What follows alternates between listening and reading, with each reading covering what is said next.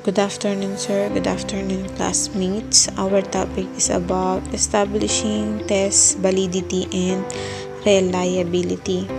This topic focuses on ensuring that a test accurately measures what is intended to measure, which is the validity, and consistently produces similar results over time, which is the reliability. The estimated number of hours needed to complete the activities related to this topic is 6 hours. Now let's proceed in desired learning outcomes. First is use procedures and statistical analysis to establish test validity and reliability. Procedures: these are the steps of methods used to collect and analyze data from the test. This could involve the observation, standardized tests, questionnaires, or other data collection. And while the statistical analysis, which involve using the statistical methods to analyze the collected data and determine if the test is valid and reliable. For example, the statistical analysis can help determine the relationship between the test score and other measure of performance of the individual students. Next naman po is decide whether a test is valid or reliable.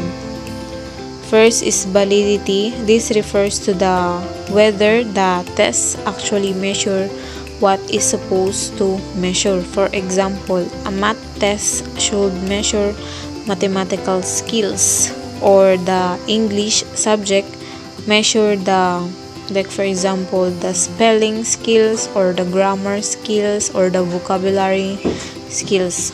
While the reliability is refers to how consistent the test result of a students.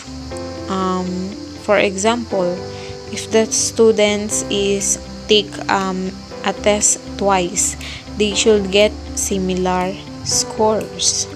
The last desired learning outcomes is decide which test items are easy and difficult. So dito the teacher will decide if yung test ba na ipapatest niya is easy or difficult, and na-identify niya din if yung mga items ba na yun ay madali or mahirap. Today, we will proceed to the learning activities.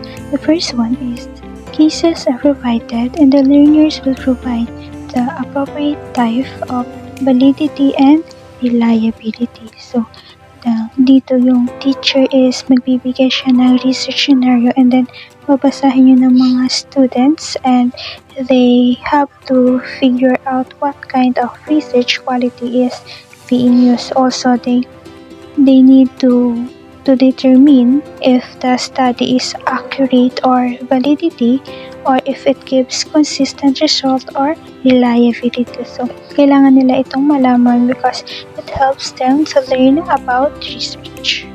Next, data are provided and the learning will refer the following.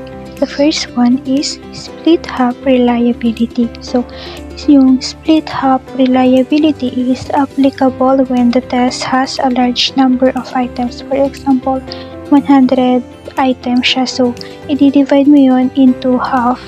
Then, yung first half is, ito yung mga odd numbers. And the second half is yung mga even numbers. So, yun is, ipapasagot mo siya sa, for example, is 50 individuals, and you will find na yung ugnayan ng mga answer nila sa pamamagitan ng score between the odd numbers and the even numbers. So, ito po yung example ng split half reliability. Corn branch alpha.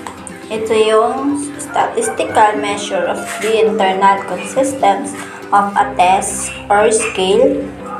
It measures the extent to which the item on a test are correlated with each other. So, pag sinabing Cron-Branch alpha sila yung nag-measure sa test or scale ng bata.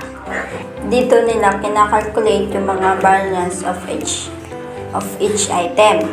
Also, yung kinakalculate din nila yung average variance of all items. And also, dito nila kinakalculate yung total variance of the test.